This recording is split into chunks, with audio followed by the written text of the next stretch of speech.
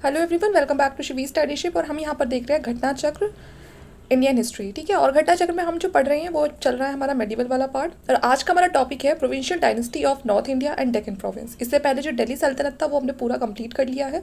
आज हम स्टार्ट करेंगे नॉर्थ इंडिया, और जो डेक्कन से रिलेटेड जो भी एमसीक्यूज बन सकते हैं हमारे आने वाले एग्जाम्स में, या फिर जो भी पीवाईक्यूज है वो सारे यहाँ पर कवर हो जाएंगे। तो चलिए स्टार्ट करते हैं। तो फर्स्ट एमसीक्यू है हमारा यहाँ पर, the city of Jaunpur was founded in the memory of. तो जौनपुर जो सिटी है वो किसकी याद में यहाँ पर बनाया गया था? तो वो था मोहम्मद बिन तुगलक। ऑप्शन नंबर बी हमारा सही हो जाएगा। मोहम्मद बिन तुगलक की याद में जौनपुर सिटी को बनाया गया था, और इसे फिरोज शाह तुगलक ने यहाँ पर मतलब 300 नई सिटीज़ और बनवाई थी। याद में किसकी बनवाया गया था? तो मोहम्मद बिन तुगलक। और बनवाया किसने था? तो फिरोज शाह तुगलक। फतेहाबाद, हिसार, फिरोजपुर, हिसार, जौनपुर वो establish by the sultan of Delhi Firoz Shah Tughlaq in 1359। और यहाँ पर इन्होंने जो जौनपुर है, ठीक है, उसे अपने किसकी याद में बनवाया था? अपने जो कज़न थे मोहम्मद बिन तुगलक उनकी याद में, जिनका असली नाम क्या था? जौना खान था। Firoz Shah Tughlaq appointed Malik Sarwar eunuch was notorious for having been the lover of Firoz Shah Tughlaq's daughter as a governor of this region. ठीक है ना, और इनको मलिक सवार को यहाँ का क्या बना दिया था? गवर्नर बना दिया था। The sultanate was in disarray because of his fictional fighting for power and Malik Sarwar declared independence and his adopted son Mubarak Shah founded the Sarki dynasty. Jaunpur was independent for 85 years, but in 1479 Behlol Lodi defeated its last emperor Hussain Shah और was able to रिकॉन्क्वायर Jaunpur इन 1479। तो ये पूरा आपने देख लिया कैसे कैसे किसके हाथ पहुंचा। लेकिन जो यहाँ पर आपको याद रखना है वो मेन बात ये है कि जो जौनपुर सिटी है वो बनवाई किसने थी और वो किसकी याद में बनवाई थी। क्वेश्चन नंबर सेकंड है, हु हैड एस्टैब्लिश जौनपुर। फिर से वही क्वेश्चन है, तो यहाँ पर option number B Firoz Shah Tughlaq. Question number 3, which one of the following places was known as Shiraz of east. तो सरकी रूलर्स में जो सरकी रूलर्स मतलब कि डायनेस्टी चल रही थी उसमें सिराज ऑफ ईस्ट किसको कहा गया? कौन जाना जाता था इस नाम से सिराज ऑफ ईस्ट? तो ये जौनपुर। ठीक है ना, किस जगह को कहा जाता था? तो जौनपुर को। तो ऑप्शन नंबर यहाँ पर जो सी है वो आपका सही हो जाएगा। जौनपुर काफ़ी ज़्यादा सुर्खियों में था, ठीक है ना, जब सरकी डायनेस्टी का रूल चल रहा था इब्राहिम शाह का। He constructed some monuments in a new regional style of architecture. यहाँ पर इसने बहुत सारी नई नई तरह की जो बिल्डिंग्स वगैरह है उनको बनवाया था, जिनको सरकी आर्किटेक्चर कहा जाता था। Jaunpur was also known as Shiraz of India during this period. Jaunpur को क्या कहा जाता था? Shiraz of India. Most notable example of Sharqi style of architecture in Jaunpur are the Atala Masjid. ठीक है, तो जो सरकी डायनेस्टी जो सबसे इंपॉर्टेंट जो एक आर्किटेक्चर वर्क है तो वो है जौनपुर में अटाला मस्जिद। पीछे बहुत बार ये जो क्वेश्चन है ये आ चुका है।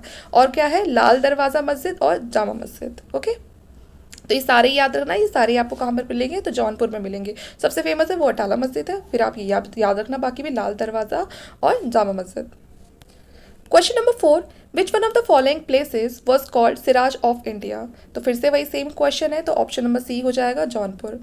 Question number 5, who was the last ruler of Jaunpur state. अब ये भी पढ़ा था ना कि किसको हरा के यहाँ पर जो लोधी डायनेस्टी से वो आ गई थी, तो वो था जौनपुर में हुसैन शाह को हराकर। किसको हराकर? हुसैन शाह को हराकर। तो Jaunpur city was founded in the 14th century by sultan Firoz Shah. बार बार पढ़ लिया ये। तुगलक, ठीक है ना, जो फिरोज शाह तुगलक थे उन्होंने इसको स्टैब्लिश किया था। Named in the memory of his cousin, अपने कज़न की याद में, जिनका नाम था मोहम्मद बिन तुगलक और उनका असली नाम था जौना खान। तो उन्हीं के नाम पर ये सिटी का नाम रखा था।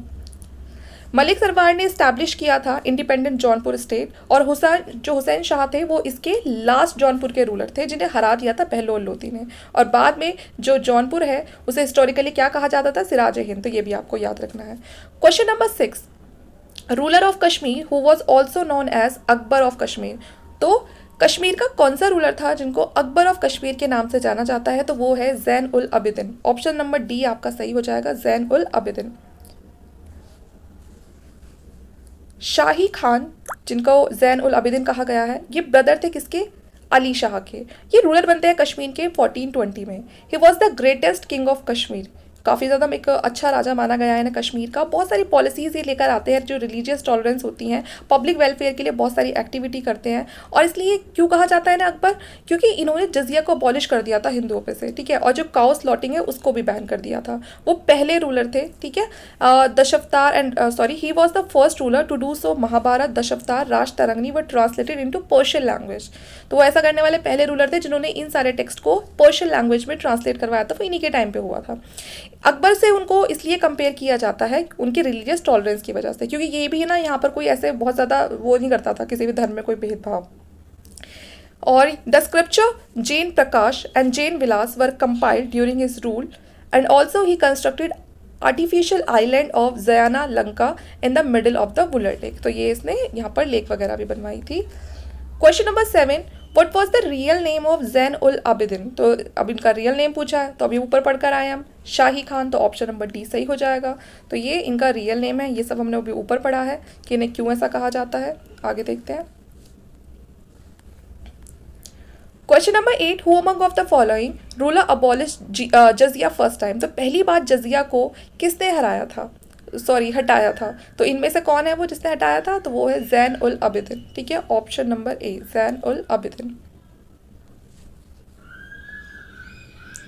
Consider the following statement. The striking feature of the Jama Masjid in Kashmir completed by Zain ul Abidin includes। तो यहाँ पर पूछा गया है कि इनमें से कौन सी जो स्टेटमेंट है वो आपकी सही है। तो पहला है तुरत, फिर है सिमिलैरिटी विद बुद्धिस्ट पगोडास, फिर है पर्शियन स्टाइल। तो ये तीनों ही जो चीज़ें हैं वो आपको इनकी जो जामा मस्जिद है कश्मीर की उसमें देखने के लिए मिलेंगे। तो ऑप्शन नंबर बी यहाँ पर आपका सही हो जाएगा। आगे चलते हैं। Question number 10, who amongst the following scholar was not in the court of Kumbha. पूछा गया है कि इनमें से कौन से स्कॉलर हैं जो कुंभा के कोर्ट में नहीं थे। तो यहाँ पर जो सही आंसर है वो आपका मुनि जिन विजय सूरी। तो जो मुनि जिन विजय सूरी हैं वो इनके कोर्ट में आपको नहीं मिलेंगे। बाकी Muni Surendra Suri, Nath, Tilbhatt were the scholar in the court of Kumbha, but Muni Jin Vijay Suri was in the court of Mughal emperor Akbar. तो देखिए आप इसको याद रख लेंगे ना, तब भी काम बन जाएगा आपका। तो विजय सूरी किसके कोर्ट में थे, अकबर के कोर्ट में थे। क्वेश्चन नंबर 11, ये यहाँ पर आपको करेक्टली मैच करना है इसका। यहाँ पर पहला है इधर मेडिवल इंडियन स्टेट और दूसरी साइड है जो प्रेजेंट उनका रीजन था। तो कौन सा रूलर कहाँ पर, मतलब स्टेट, और वहाँ पर जो लोकेशन है बतानी है कि वो कहाँ पर था। तो यहाँ देखते हैं, पहला है चंपका। अच्छा से पूछा है कि कौन सा पेयर है वो आपको करेक्टली मैच है या नहीं है। तो यहाँ पर जो पेयर आपको करेक्टली मैच है वो है यहाँ पर सेकेंड वाला, ठीक है ना, दुर्गरा, जो जम्मू में है। ठीक है, बाकी इसलिए आप पहले आप 2 को टिक कर लीजिए, Durgara Jammu. Option number B सही हो जाएगा। The medieval Indian state such as Champaka and Kuluta were related to current Himachal Pradesh. ठीक है, तो जो ये चंपका और कुलूटा है ये किससे जुड़े हुए हैं, हिमाचल प्रदेश से। जबकि यहाँ पर क्या दिखा हुआ है, सेंट्रल इंडिया और मालाबार दिखाया हुआ है। कुलूटा वर रिलेटेड टू राजपूत। जो कुलूटा है ये किससे जुड़ा हुआ है, तो ये राजपूत रूलर से जुड़ा हुआ है जो उस टाइम पे पंजाब का पार्ट था। These 3 state rise as a result of tripartite struggle stayed down। जब पाल, प्रतिहार और राष्ट्रकूट में तीनों में बहुत झगड़ा हो रहा था उस टाइम पे ये जो जंग आई थी ये निकल कर आई थी। Question number 12, Bahmani state was establish by. तो बहामनी स्टेट को किसने स्टैब्लिश किया था, अलाउद्दीन हसन, अली अबीद शाह, हुसैन निज़ाम शाह या फिर मुजाहिद शाह। देखिए इसको यहाँ पर स्टैब्लिश किया था अलाउद्दीन हसन ने। ऑप्शन नंबर ए आपका सही हो जाएगा। बहामनी स्टेट को किसने स्टैब्लिश किया था, तो अलाउद्दीन हसन ने इसको स्टैब्लिश किया था। इसको पढ़ लेते हैं यहाँ पर। Bahmani empire was founded by Alauddin Hasan Bahman Shah, ठीक है, जिनका दूसरा नाम था Zafar Khan, who was also known as Hasan Gangu. इनको हसन गंगू के नाम से भी जाना जाता था। He declared Gulbarga as a capital of his empire. तो बहामनी किंगडम की जो कैपिटल थी वो क्या थी, गुलबर्ग थी, जिसे एहसानबाद भी बोला गया है। He divided his empire into 4 region. इन्होंने जो इनकी एम्पायर थी उसको 4 बड़े बड़े रीजन से बांटा हुआ था। पहला गुलबर्ग, फिर दौलताबाद, बैरार और बिदार। गुलबर्ग इनमें सबसे ज़्यादा इंपॉर्टेंट थी। He annexed southern Hindu rulers and started a new system of providing powers and jagir to his follower and he abolished जजिया on the Hindus। तो ये भी याद रखना कि इन्होंने जजिया को भी हटा दिया था, किसने, अलाउद्दीन हसन ने, जो बहामनी रूलर थे। Question number 13, the Bahmani kingdom was founded in the year. तो जो बहामनी किंगडम था वो कौन से ईयर में आया, ये आपको बताना, इस्टेब्लिश हुआ, तो वो है 1347। कौन से ईयर में, 1347। Option number C. Which of the following was the first capital of the Bahmani kingdom. तो जो बहामनी किंगडम है उसकी फर्स्ट कैपिटल क्या है, तो वो है गुलबर्ग। क्या है, Gulbarga. Who among the following was the founder of Bahmani kingdom in Deccan. तो बहामनी किंगडम की डेक्कन में क्या कैपिटल थी, नहीं सॉरी, इसे पूछा फाउंडर कौन थे, है ना। तो फाउंडर थे हसन गंगू, इन्हीं का नाम अलाउद्दीन हसन था। क्वेश्चन नंबर 16 पे आते हैं। Bahmani kingdom was founded in. तो बहामनी जो किंगडम है वो कब फाउंड हुआ है यहाँ पर, ठीक है, इसकी डेट पूछी है, तो वो है यहाँ पर 14th सेंचुरी एडी में। 14th सेंचुरी एडी में, near river Krishna. Who was the founder of Bahmani kingdom. फिर से वही है, देख सकते हैं आप कितनी बार ये क्वेश्चन पूछा जा चुका है, तो कितना इंपॉर्टेंट है। अब बात करते हैं यहाँ पर, हाँ, लिस्ट 1 और लिस्ट 2 के select the correct answer by using the codes given below. तो आपको मैच करना है इसको। तो पहला है आदिल शाह। तो आदिल शाह कहाँ के रूलर थे? तो आदिल शाह थे बीजापुर, ठीक है, तो ऑप्शन नंबर बी हो जाएगा। कुतुब शाही, कुतुब शाही कहाँ के रूलर थे? तो ये थे गोलकोंडा।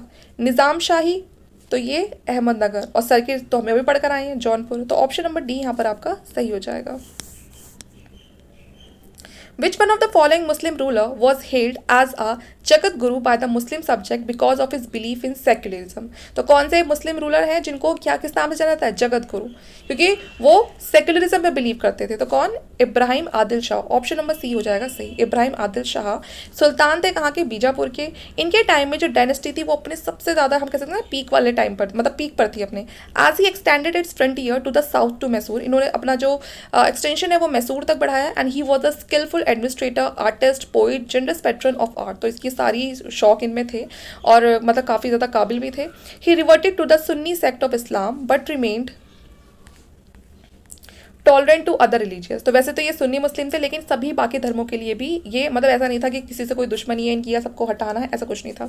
ही is also known as Jagat Guru बादशाह, इसीलिए इनको क्या बोला जाता था? जगत गुरु बादशाह बोला जाता था, क्योंकि रिलीजियस टॉलरेंस इंसान थे। He founded a new township at Navrajpur to give the concrete shape to his ideas of musical city. He built a temple inside the precinct of the palace that still exists, and Ibrahim second wrote the book किताब नौरस। तो ये भी याद रखना इनकी book का नाम, किताब नौरस। ओके, क्वेश्चन नंबर 20 पे आते हैं। Who among the following was the author of book किताब नौरस? तो अभी भी ऊपर बढ़कर आई हैं, तो कौन है? तो इब्राहिम आदिल शाह सेकेंड, जिन्होंने क्या लिखी है? किताब नौरस इन दक्कनी लैंग्वेज। और कहाँ के किंगडम थे वो, रूलर थे ये? तो बीजापुर के। Question number 21, how did the dynasty of Nizam Shahi of Ahmadnagar come to an end? तो जो निज़ाम शाही डायनेस्टी है अहमदनगर की, उसका एंड कैसे हो गया? तो उसका एंड हुआ क्योंकि उसको एनेक्स कर लिया मुगल एम्पायर ने, ठीक है। And Hussain Shah was consigned to life imprisonment. Okay, तो ऑप्शन नंबर ए यहाँ पर आपका सही हो जाएगा। मुगलों के आते ही जो डायनेस्टी है डिक्लाइन हो गई थी। The founder of the city Ahmadnagar kingdom was Ahmad Nizam Shah. तो अहमदनगर किंगडम के जो फाउंडर थे कौन थे? तो अहमद निज़ाम शाह थे। It was conquered and annexed by Shahjahan. कोई पूछेगा कि भाई अहमदनगर को किसने एनेक्स किया? तो वो शाहजहाँ ने किया था। यहाँ पर ये जानना जरूरी है कि शाहजहाँ ने अपनी आर्मी भेजी थी किसके अंडर? महावत खान के, कि जाके दौलताबाद का फोर्ट जीते, और उसने जीत भी लिया। He bribe 10.5 lakh to Fateh Khan to take over the fort. After that Hussain Nizam Shah was imprison for life at the Gwalior fort. बाद में फिर ग्वालियर फोर्ट में इसको कैद करके रखा जो हुसैन निज़ाम शाह है। Name the pair which is not correctly match. इनमें से कौन सा पेयर है जो सही तरीके से मैच नहीं है? तो बास बहादुर मालवा बिल्कुल सही है। कुतुब शाह गोलकोंडा ये भी सही है। सुल्तान मुजफ्फर शाह ये भी आपका सही है, गुजरात। जो यूसुफ आदिल शाह है वो सही नहीं है, ठीक है, क्योंकि ये रूलर कहाँ के थे? ये थे रूलर आपके बीजापुर के, ऊपर अभी पढ़कर आए हम, तो ये गलत है, अहमदनगर के नहीं थे। अहमदनगर के तो कौन थे? अहमद निज़ाम शाह, भी ऊपर पढ़ाया ना हमने, तो इसलिए ऑप्शन नंबर डी यहाँ पर हो जाएगा आपका सही। What is Golconda called at present? तो गोलकोंडा को अभी किस नाम से बुलाया जाता है? तो वो है हैदराबाद। किस नाम से? हैदराबाद। तो जो रूइंस मिलते हैं हमें गोलकोंडा की, जो कैपिटल थी बहामनी की, वो स्कैटर्ड मिली है, मतलब हमें पूरी जगह जगह से कम हैदराबाद के 7 माइल्स के आसपास जो वेस्ट वाला एरिया है उसका। और ये किसके कंट्रोल में था? ये यादव ऑफ देवगिरी के कंट्रोल में था, ककातियाज और वरंगल के कंट्रोल में था। बाद में इसे जो औरंगजेब है उसने अपने कब्जे में ले लिया था कुतुब शाही डायनेस्टी को एंड करके। तो ये जो एरिया है ये बहुत फेमस था अपने डायमंड्स के लिए। Question number 24, which one of the following is correctly match? इनमें से कौन है जो करेक्टली मैच है? तो वो है यहाँ पर आपका ऑप्शन नंबर बी, होसाल क्या थे? द्वार समुद्रम, ठीक है ना। इनकी जो कैपिटल थी वो द्वार समुद्रम थी। बाकी देखो ऊपर वाले गलत है। जो ककातिया है वो देवगिरी नहीं, देवगिरी तो किसकी थी? यादव की थी, ठीक है, तो ये आपका गलत हो जाएगा। तो ऑप्शन नंबर बी यहाँ पर आपका सही है। Dwarasamudram was the capital of this dynasty, अभी ऊपर पढ़कर आए हैं, तो किसकी थी? होसाल की। तो Dwarasamudram was the capital of Hoysala dynasty. The Hoysala dynasty was founded by Nripakama second. किसने इसको इसके फाउंडर कौन थे? तो Nripakama second, who came to political prominence during the rule of king Vishnuvardhan. And the Hoysala era was important period for the development of art religion in south India. Question number 26, Hoysala monuments are found in. तो जो होसाल monuments है ये कहाँ पर मिलती हैं? तो ये मिलती है हेलिबिद और बेल्लूर, ठीक है ना। ऑप्शन नंबर बी आपका सही हो जाएगा, हेलिबिड और बेल्लूर। तो होसाल एम्पायर बहुत ही इंपॉर्टेंट है साउदर्न इंडिया के लिए। और यहाँ पर अभी जो आपका मॉडर्न डे जो आपका पाकिस्तान है, ये वही एरिया है 10th और 14th सेंचुरी का, जब यहाँ पे होसाल एम्पायर का रूल हुआ करता था। जब capital of the Hoysala was initially located at Belur. तो जो इनकी इनिशियल कैपिटल थी वो बेल्लूर थी, जिसे बाद में मूव कर दिया था हेलिबिड। और यहाँ पर आपको होलेश्वर टेम्पल भी मिलेगा हेलीबिड में, जो डेडिकेटेड है किसको, शिवा को, ठीक है। And while they build Jain temple also to satisfy the Jain population, और यहाँ पर कुछ जैन टेम्पल से बनवाए गए थे जिससे कि जो जैन पॉपुलेशन है उनको भी ये खुश कर सके। Large and small temples build during this era are of Hoysala architecture style including the Chennakeshava temple at Belur, है ना, तो ये भी याद रखना, ये भी एक टेम्पल है। What is modern name of Holashwara, ancient capital of Dwarasamudram, तो इसका नाम पूछा है कि अभी इसका जो मॉडर्न नेम है वो क्या है, तो वो है हेलीबिड, है ना, अभी मैंने ऊपर पढ़ा हेलीबिड। आगे देखते हैं question number 28। Which one of the following monument has a dome which is said to be one of the largest in the world? तो यहाँ पर बताना है कि कौन सी मॉन्यूमेंट है जिसमें बहुत बड़ा डोम है और वो वर्ल्ड का सबसे लार्जेस्ट डोम माना जाता है, तो वो है यहाँ पर गोल गुम्बद बीजापुर। तो ऑप्शन नंबर डी आपका सही हो जाएगा, गोल गुम्बद बीजापुर में सबसे बड़ा डोम है, और इसको किसने बनवाया था, तो आदिल शाह ने बनवाया था जो बीजापुर के रूलर थे। Question number 29, match the following monuments with their concern ruler and select the correct codes given below. तो यहाँ पर आपको बताना है, करेक्टली मैच आपको बताना है कि कौन सा किसके साथ जाएगा। तो यहाँ पहला है डबल डोम, तो डबल डोम आपको देखने के लिए मिलेगा, जो ये शुरू किया था, किसने शुरू किया था, ये सिकंदर लोदी के टाइम पे, डबल डोम सिकंदर लोदी के टाइम पे, तो इसे मैच कर दीजिए, डबल डोम। उसके बाद है ऑक्टागनल टॉम, तो ऑक्टागनल टॉम किसने शुरू किया था, तो ये किया था बलबन ने, किसने किया था, नहीं, ऑक्टागनल जो डॉम है वो शुरू किया था शेर शाह ने, किसने शुरू किया था, शेर शाह ने शुरू किया था, तो ये ऊपर है। उसके बाद है ट्रू आर्क डॉम, तो जो अच्छा ये ऑक्टागनल टॉम पूछा है ना, शेर शाह। उसके बाद है ये ट्रू आर्क टॉम, तो ये ट्रू आर्क जो टॉम है ये स्टार्ट किया था बलबन ने, ठीक है ना, ये बलबन के टाइम से शुरू हुआ था। और गोल गुम्बद ये कभी हम ऊपर पढ़कर आए हैं, तो महमूद आदिल शाह, तो ऑप्शन नंबर बी है वो आपका यहाँ पर सही हो जाएगा। यहाँ पर आप देख लो ये। क्वेश्चन नंबर 30 है, हु बिल्ड गुजारी महल, ठीक है ना, तो ये महल किसने बनवाया था वो आपको बता, तो जो इसे आप जैसा मर्जी वैसे प्रोनाउंस कर लें, तो ये जो महल है ये बनवाया था मान सिंह ने, किसने, मान सिंह ने, तो ऑप्शन नंबर बी आपका सही हो जाएगा, मान Singh. Question number 31, who were Poligars of south India, तो पॉलीगर्स कौन थे साउथ इंडिया में, तो ये कौन थे, ये थे territorial administrative and military governors, ठीक है ना, territorial administrative and military governors. तो करार, ठीक है ना, और ये Poligar was the feudal title of a class of administrative military governor, तो जो मिलिट्री गवर्नर थे और एडमिनिस्ट्रेटिव थे ये उनके टाइटल थे, और इनको अपॉइंट करते थे नायक रूलर्स जो थे साउथ इंडिया के, और ये विजयनगर एम्पायर से शुरू था ये काम, Madurai Nayak and the Kakatiya dynasty during 16 to 18 century, ठीक है। तो ध्यान ये रखना कि पॉलीगर क्या थे, तो पॉलीगर कुछ और नहीं बल्कि जो एडमिनिस्ट्रेटिव टेरिटोरियल एडमिनिस्ट्रेटिव कंट्रोल जिनके पास होता था, जो गवर्नर होते थे उन्हीं को बोलते थे पॉलीगर, ओके। तो यहाँ पर देखिए हमारा जो ये डेक्कन वाला जो नॉर्थ में जो भी प्रोविंस से रिलेटेड जो भी क्वेश्चन हो सकते थे वो हमने यहाँ पर कवर कर लिए हैं। आगे जो हमारा टॉपिक होगा वो होगा भक्ति एंड सूफी मूवमेंट, जिसमें हम इससे रिलेटेड सारे MCQs का कवर करेंगे। तो आज का ये लेक्चर आपको कैसा लगा प्लीज़ कमेंट करके मुझे ज़रूर बताइएगा, आपको कितना फ़ायदा पहुँच रहा है इन वीडियो से, और हो सके तो प्लीज़ शेयर ज़रूर करिए। आप चाहे तो मेरे टेलीग्राम ग्रुप से भी जुड़ सकते हैं, उसका जो लिंक है वो आपको नीचे डिस्क्रिप्शन बॉक्स में मिल जाएगा। Thank you.